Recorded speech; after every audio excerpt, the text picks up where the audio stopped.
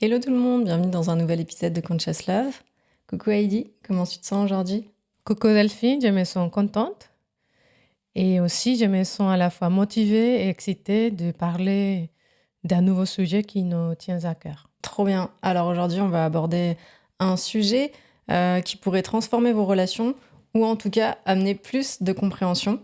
Si vous êtes déjà senti bloqué dans des conflits répétitifs, dans des dynamiques qui semblent tourner en rond, cet épisode est fait pour vous. On va vous faire découvrir le triangle de Karpman. Je ne sais pas si vous en avez déjà entendu parler. C'est un concept clé en fait pour comprendre pourquoi certains conflits semblent se répéter comme ça sans fin, d'une manière vraiment en boucle. Et surtout qui va nous aider à mieux comprendre les dynamiques et les relations toxiques.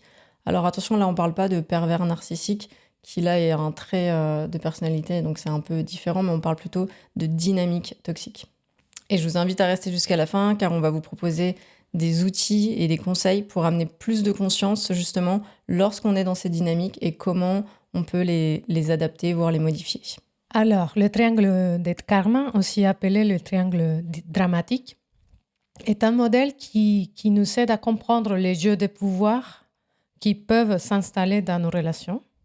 C'est un modèle qui explore trois rôles qui ont joué souvent sans nous en rendre compte. C'est celui de la victime, du persécuteur et du sauveur. Ce qui est encore plus son prénom, c'est qu'on passe généralement d'un rôle à un autre très, très rapidement. Et vous allez voir, c'est beaucoup plus simple qu'il n'y paraît. Et surtout, ça peut vraiment vous aider à transformer vos relations. Exactement, et la chose à retenir, c'est aussi qu'on peut en sortir, donc pas de panique. Même si on s'identifie dans un des schémas, on peut vraiment modifier ça justement en amenant plus de conscience. Et donc dans cet épisode, on va vous expliquer ce qu'est le triangle de Karpman, un petit peu ses origines, et vous donner surtout des clés pour reconnaître les dynamiques dans vos relations. Spoiler, ça arrive à tout le monde, vous inquiétez pas. Et on va essayer de partager des stratégies pratiques pour les couples ou même pour tous les types de relations, en fait, basées sur des outils assez concrets. Exactement, ce sont des outils que vous pourrez utiliser d'aujourd'hui dans vos discussions avec votre partenaire, vos proches ou peut-être même au boulot. Et j'aimerais ajouter que ce triangle de Karpman peut expliquer presque le 90% des drames relationnels qu'on vit toutes et tous. Alors, un petit retour historique s'impose. En 1968, le docteur Stephen Karpman, docteur et psychiatre, observe quelque chose de fascinant dans les contes de fées.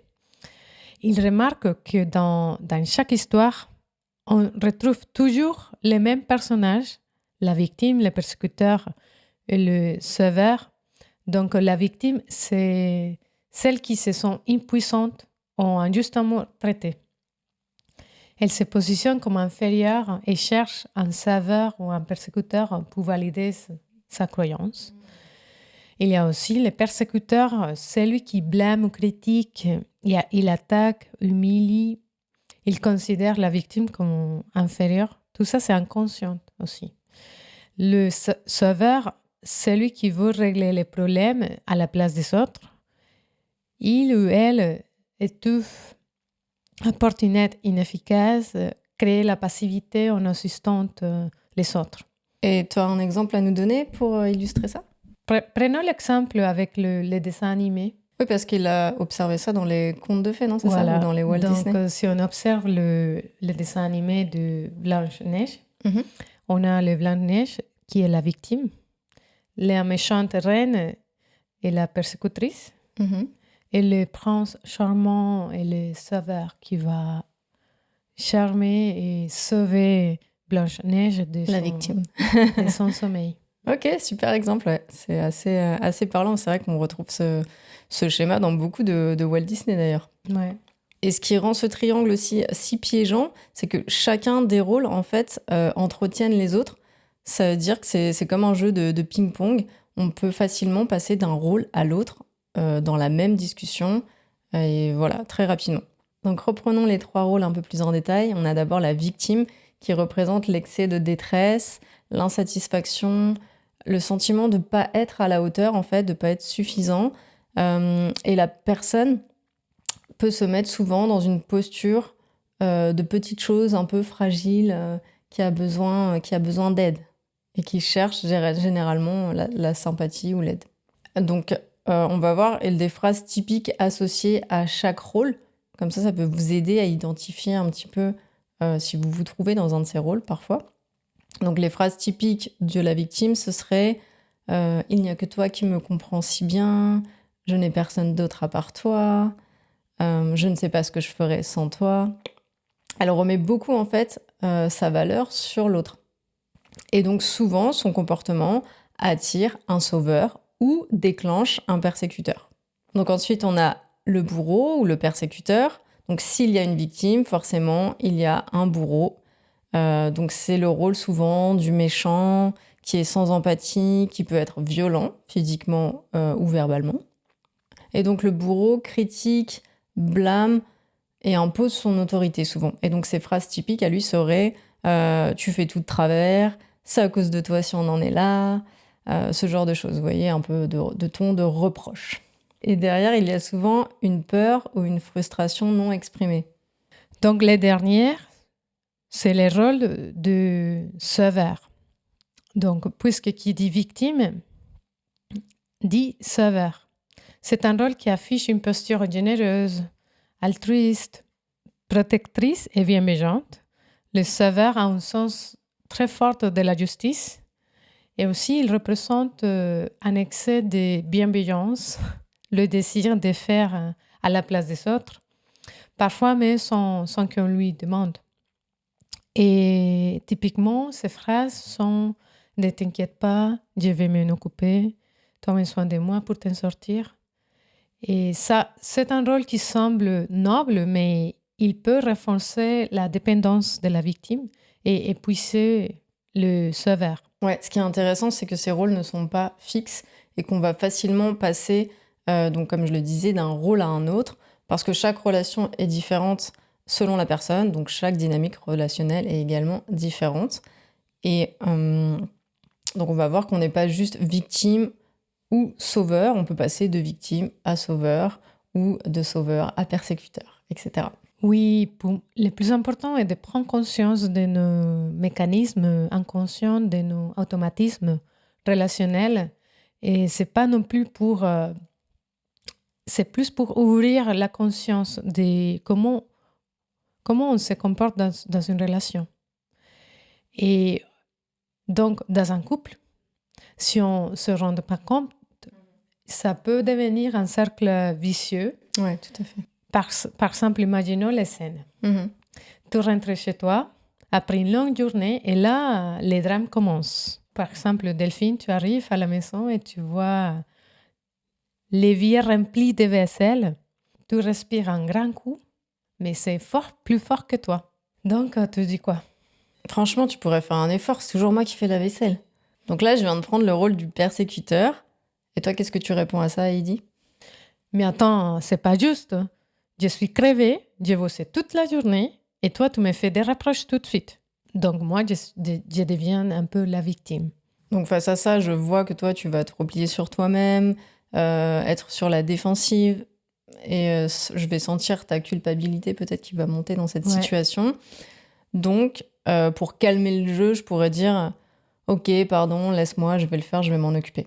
Et là, en fait, sans m'en rendre compte, je viens du passer dans le rôle du sauveur. Donc, résultat de ça, on pourrait croire que c'est bon, c'est réglé, parce que la tension s'est apaisée, mais il y a des frustrations qui s'accumulent, une mauvaise communication. En fait, en dessous de ça, il y a ces choses-là, peut-être un mauvais équilibre des tâches, un sentiment d'injustice, qui restent non résolus.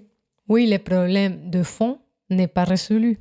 C'est ça. Parce que cette dynamique va se répéter si on n'amène pas une conversation de « Hey, là, c'est important pour moi, je me sens… » d'ouvrir, de parler avec quelles sont les frustrations non exprimées ou les attentes non exprimées. C'est ça, ouais. Et donc, dans cet exemple, Heidi, comment on pourrait sortir de ce schéma? Pour sortir de ce schéma, il faut d'abord, pour les persécuteurs, éviter les reproches. Et plutôt exprimer, comme on l'avait dit tout à l'heure, exprimer ses besoins sans attaquer l'autre et dire, par exemple, je me sens débordée, peux-tu m'aider avec la vaisselle? J'ai passé une longue journée de travail, peux-tu m'aider avec la vaisselle? J'ai besoin d'un coup de main, mon amour. Le deuxième, pour la victime, n'est pas se victimiser et reconnaître les responsabilités sans chercher à tirer la pitié, plutôt de reconnaître la responsabilité et dire, c'est vrai, j'ai pas fait la vaisselle, j'ai complètement oublié et je viens de rentrer chez moi, j'aimerais bien un câlin ou un bisou avant de t'aider, si ça te va. Et pour les sauveurs, il faut éviter de surprotéger et plutôt la posture, il faut prendre une posture d'encourager l'autre à assumer ses responsabilités. Ce qui est intéressant aussi, c'est que ces rôles ne sont pas forcément conscients, ils sont souvent le résultat de schémas qu'on a appris dans l'enfance ou de mécanismes de défense qu'on a mis en place dans des situations stressantes ou de défense. Oui, pour faire face à des situations trop stressantes pour notre système nerveux. Ouais, exactement. Mais du coup, comment on fait pour reconnaître qu'on est dans ce triangle-là? Je dirais qu'un bon point de départ, c'est d'observer les conflits récurrents dans vos relations. Posez-vous ces questions. Est-ce que je me sens habituellement victime d'une situation? C'est d'ouvrir la réflexion, l'observation et pas le jugement ni la honte, ni la culpabilisation. Mais les questions invitent à une réflexion. Donc, est-ce que je me sens habituellement victime d'une situation? Est-ce que je critique ou blâme facilement les autres? Est-ce que j'essaie constamment de résoudre les problèmes des autres, même quand ce n'est pas mon rôle? Est-ce que je donne des conseils lorsque une personne me raconte ses problèmes? Juste une petite histoire personnelle. Moi, autant danse-thérapeute, j'ai reconnu ma tendance à être la saveur. La sauveuse. La sauveuse. J'ai pris conscience de ces mécanismes que j'ai appris de mon enfance. Et aujourd'hui, lorsque une amie ou un ami me raconte ses problèmes, au lieu de donner tout de suite un conseil ou proposer une solution, ce que j'offre, c'est une écoute empathique et une présence pour valider ce que ma copine ou mon ami ressent. Moi aussi, j'ai remarqué que j'avais pu souvent être dans ce rôle de sauveur. Pareil que toi, à vouloir donner des conseils, ou comme je suis quelqu'un beaucoup dans l'action, souvent donner des plans d'action pour sortir du problème de la personne, alors que voilà, c'est pas forcément bienvenu ou ce qu'elle attend, ou ce dont elle a besoin. Donc je sais que maintenant, moi aussi, j'essaie de me concentrer plutôt sur être là, présent, à l'écoute, et éventuellement proposer si la personne a besoin d'un conseil. C'est plus juste. Donc, une fois on se pose ces questions pour ouvrir une réflexion et en observant nos interactions qui se répètent, et c'est surtout mettre la lumière là où la dynamique finit mal ou nous frustre réellement. Et on va se demander quel rôle est-ce que je joue ici? C'est la victime, c'est le sauveur ou c'est le persécuteur? Oui, c'est ça, comprendre ces schémas est la première étape pour en sortir. Donc la première étape, c'est de prendre conscience de ce rôle qu'on est en train de jouer. Et une fois qu'on a identifié ce schéma-là, cette dynamique, on va pouvoir commencer à changer en fait notre posture et à l'adapter pour en sortir. Exactement. Pour sortir du triangle dramatique, il faut basculer vers un modèle pour adopter une posture plus saine. Ce modèle est parfois appelé le triangle de la responsabilité ou le triangle vertueux. Donc, par exemple, passer de la victime à créateur, créatrice. Donc, la victime se plaint souvent de sa partenaire ou des faits. sans chercher des solutions. Le créateur ou la créatrice, au contraire, cette personne prend la responsabilité de ses émotions et de son bien-être.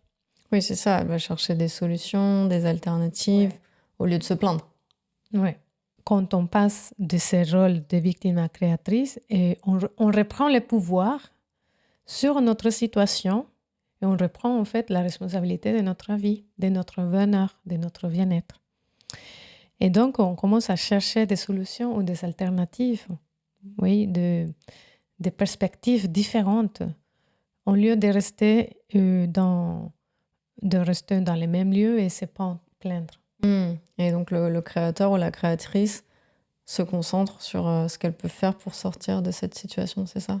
Elle va mettre en place des choses. Oui, et il ne faut pas non plus chercher des grands pas, Oui. des petits pas, ce qu'on peut faire à l'instant avec mes ressources qu'on a déjà en nous. Des baby steps en anglais, on dirait. Et donc, on se concentre sur nos propres ressources et actions pour surmonter les obstacles. Même des petites victoires. Ça nous permet d'avancer. Tu as un exemple? Oui, donc pour adopter une posture proactive, on peut se poser cette question. Qu'est-ce que je peux faire pour changer cette situation? Un exemple, la victime. Tu ne fais jamais attention à moi. C'est comme si je n'existais pas pour toi. Donc, ça, c'était la victime.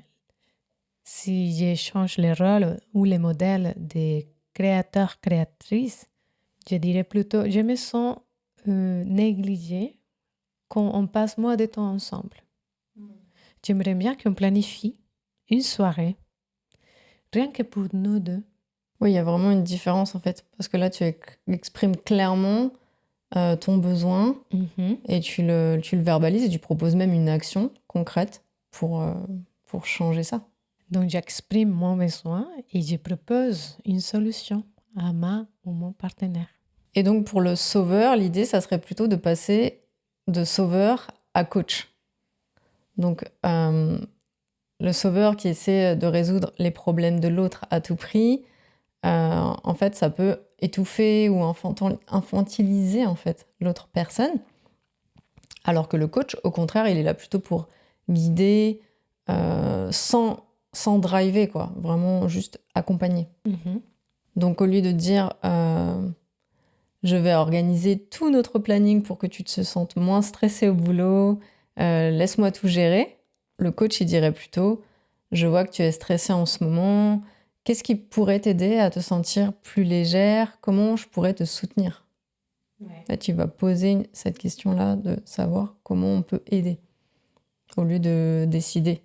Oui, c'est une posture plutôt des coachs, comme tu as dit, comment je peux te soutenir. Ouais, c'est ça, c'est une posture d'encouragement, de soutien pour l'autre. Et en fait, ça encourage ta partenaire à trouver ses propres solutions et montre que tu es là en soutien, pas en contrôle. Et maintenant, comment passer de persécuteur à un modèle plutôt de challenger? Donc, les persécuteurs critiquent ou blâment son partenaire, ce qui crée un climat, une atmosphère de tension, n'est-ce pas? Et les challengers, en revanche, confrontent de manière respectueuse pour encourager la croissance du couple. Donc, le persécuteur va dire, par exemple, tu ne fais jamais rien à la maison, tu es tellement paresseuse. Et les challengers, il dit plutôt, quand je vois que les tâches ménagères s'accumulent, je me sens frustrée. Comment on peut mieux nous organiser pour partager ces responsabilités? Tu vois, c'est différent, les climats de tension changent. Oui, là, en fait, il va exprimer ses frustrations avec bienveillance et en se concentrant sur les solutions qu'on pourrait mettre en place. Comme une équipe, en fait. Oui, à deux. À deux. Donc, au lieu de critiquer, la personne va se poser la question, comment peux-tu transformer cette difficulté en opportunité. Et pourquoi cela fonctionne? Parce que chacun prend la responsabilité de ses émotions et ses besoins sans blâmer l'autre. Deuxièmement, le dialogue est orienté vers des solutions en équipe qui respectent les besoins de chaque personne et sont aussi collaboratives. Et troisièmement, le couple se soutient sans jouer des rôles déséquilibrés comme les saveurs ou la victime. Ouais, et donc la clé ici, c'est d'accepter que ce rôle, en fait, c'est pas vous. C'est souvent un mécanisme de défense, comme on l'a dit. C'est un schéma qu'on a appris ou des rôles qu'on a hérités de notre enfance. Souvent, dans notre famille, on a adopté un de ces 3 rôles, en fait, pour s'adapter à la situation, à l'environnement familial, et pour obtenir aussi des fois de l'amour, de la reconnaissance. Ou de la sécurité émotionnelle. Tout à fait. Et donc, si par exemple tu as grandi avec un parent autoritaire, peut-être que tu as pris le rôle de victime pour éviter les conflits, pour pas te sentir tout le temps en confrontation. Si tu avais un parent émotionnellement fragile, là, pour le coup, tu as peut-être pris un rôle de sauveur pour prendre en charge en fait les émotions. Oui, parce que tu as envie que ta mère ou ton père se sentent bien, en fait. Donc, naturellement, quand on est enfant et on voit nos parents souffrir, on a envie qu'ils se sentent bien. Bien sûr, ouais. Et à l'inverse, si tu as été confronté à des situations d'injustice dans ton enfance, eh bien peut-être que là, tu as pris un rôle de persécuteur pour te protéger. Exactement, pour te protéger. Donc ces rôles, en fait, qui sont ancrés pendant notre enfance, sont souvent rejoués à l'âge adulte et notamment dans les relations de couple. Donc, c'est important d'identifier ces schémas récurrents de notre enfance qui influencent nos réactions actuelles. C'est très important d'apprendre à pousser ses limites saines sans tomber dans la posture de sauveur et aussi prendre la responsabilité de nos émotions au lieu de chercher à blâmer ou sauver l'autre. Donc là, on va vous proposer un exercice qui peut être intéressant de pratiquer pendant quelques jours pour essayer justement de sortir de ce schéma qu'on aurait identifié. Donc la première étape, le jour 1, on va dire, c'est l'observation bienveillante. Donc là, l'idée, c'est pas forcément de changer quelque chose, mais plutôt d'observer dans quel rôle on se retrouve. Donc d'observer nos réactions, nos émotions dans une relation, que ce soit une relation de couple ou autre. On va essayer de prendre une pause à la fin de la journée peut-être et de se poser ces questions. Quelles sont les situations qui reviennent régulièrement, qui sont récurrentes? Quels sont les déclencheurs, en fait, qui font basculer d'un rôle à l'autre? Essayez d'observer ça. Et comment on se sent surtout à ce moment-là? Est-ce qu'on se sent frustré, triste, en colère, etc. Vous pouvez utiliser des notes vocales aussi, si vous préférez parler plutôt qu'écrire. Tout à fait. Donc, dans les 12e jours, on va expérimenter un changement. Donc, dès que vous remarquez que vous tombez dans un rôle, posez-vous ces questions. Par exemple, la victime pour devenir créatrice ou créateur. Qu'est-ce que je peux faire maintenant pour améliorer cette situation? Même un petit pas. Si vous avez remarqué que vous êtes dans un rôle de persécuteur, comment on peut devenir un leader? Comment je peux exprimer mes besoins, mes émotions sans accuser à l'autre? Et dernièrement, les saveurs qui peuvent devenir un coach.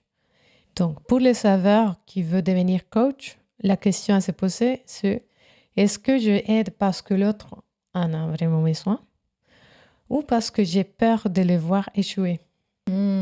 Intéressant. Et donc, le jour suivant, par exemple, à partir des observations qu'on aura faites les 2 jours précédents, qu'on aura écrites, on peut relire un petit peu tout ça et identifier une petite action concrète à mettre en place, donc selon le rôle dans lequel on est. Donc par exemple, si on est persécuteur, dire plutôt « je ressens » au lieu de dire « tu fais toujours telle ou telle chose ». Si on est dans la posture du sauveur, on va laisser les autres gérer en fait leurs responsabilités au lieu de vouloir tout de suite arriver et changer ça. Et pour la victime, on va essayer de remplacer le « je ne peux pas, je ne vais pas y arriver » par « je choisis de faire ça ou d'être ça ». Et souvenez-vous que chaque petit pas compte. J'aimerais bien rebondir sur ce que tu viens de dire. Dans cette phrase, laisser les autres gérer leurs propres responsabilités. En fait, on rend l'autre la responsabilité de prendre en main leur propre vie. Et ça, c'est très important pour un rôle qui est pour une personne qui est souvent dans le rôle de sauveur. Et de faire confiance que l'autre personne peut amener des changements ou pas, mais donner ses responsabilités à l'autre et a une puissance énorme, a un énorme changement en nous et aussi à la personne qui a besoin de prendre la responsabilité dans ses mains. Et souvenez-vous que chaque petit pas compte, de petites victoires. C'est très important de progresser en douceur avec une observation, une prise de conscience. Et à votre rythme. Exactement. Voilà pour cet épisode sur le triangle de Karpman. J'espère que ça vous aura aidé à identifier un petit peu ce qui se passe dans vos relations et surtout dans les relations toxiques.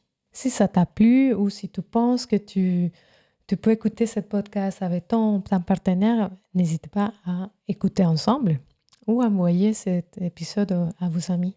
Et si vous voulez aller plus loin, on a créé un petit guide de conversation avec 20 questions essentielles et profondes en fait pour améliorer la communication et surtout pour amener aussi de la profondeur et pour éviter la routine peut-être qui peut s'installer des fois dans nos conversations. Donc pour ça, je vous ai mis le lien dans la description de l'épisode pour le télécharger. On se retrouve la semaine prochaine pour un nouvel épisode. À bientôt. Ciao.